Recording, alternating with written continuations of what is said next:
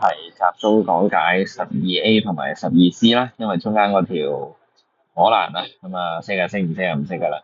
咁咧就十二 A 啦，咁十二 A 就講緊啲乜嘢咧？就有個人買咗架摩托車啦，132000咁多錢，咁跟住有一個窿啊，窿咧即係借錢咁解，啊借錢啦，啊咁佢就話借錢去買呢架嘅摩托車啊，咁啊5年咯。咁5年咧唔代表計咗5次利息啊，記得呢個係年嚟嘅。咁跟住咧，佢個年利率係啲乜嘢咧？年利率係12%。好啦，咁而家問題就嚟啦，佢 compound monthly 喎。咁 compound monthly 咧，即係話咧，佢每個月一次，每月計一次息啊。係啦，每月一次。咁所以咧，我哋記得即係好多嘅數字都要變啦。咁我哋去理解一下先。我哋最後咧就話 find the amount 就 calculate 個 amount。咁即係話咧，最終要俾幾多錢啊？喺5年之後爭銀行幾多錢？嗱咁咧，我哋睇一睇，我哋嗰條式就係 A 啦，等於 P 乘1加 R 嘅 percent 嘅 n 次方。咁留意住呢個 P 咧係本金啦。R% 咧就係每次嘅利潤喎，每次啊，唔係每年啊。好啦，咁 N 咧亦都唔係講緊年數喎，係計息嘅次數，計息嘅次數。咁所以啦，我哋照樣望一望。嗱，一開始咧佢借咗132,000咁多錢，咁所以咧個本金係132,000啦。好啦，R% 啦。咁你每年咧，因為呢個 per annum 咧，其實係講緊每年嘅利率。係啦，每年嘅利率咧係12%，咁但係問題就係佢每個月計一次利息啊嘛。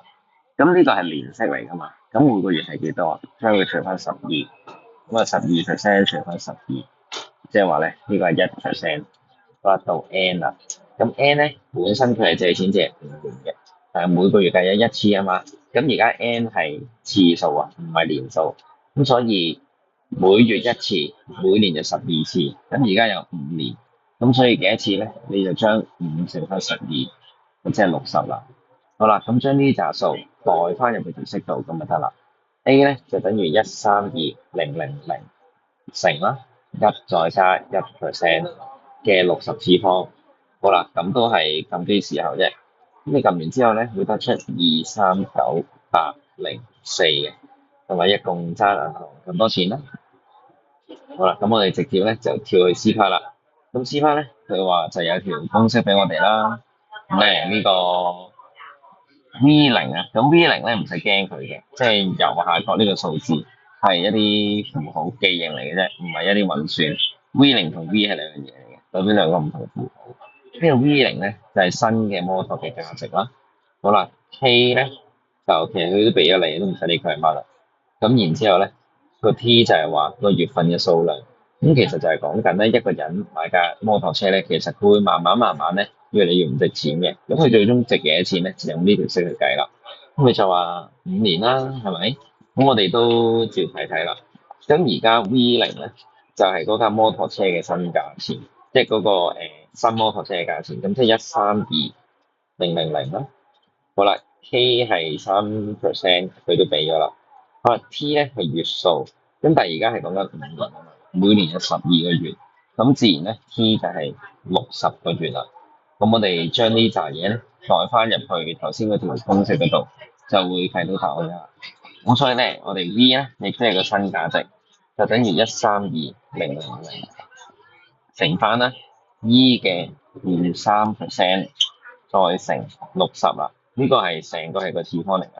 嗱，咁呢個 E 咧，亦都係唔使驚佢嘅。呢個 E 咧，其實係有得撳嘅。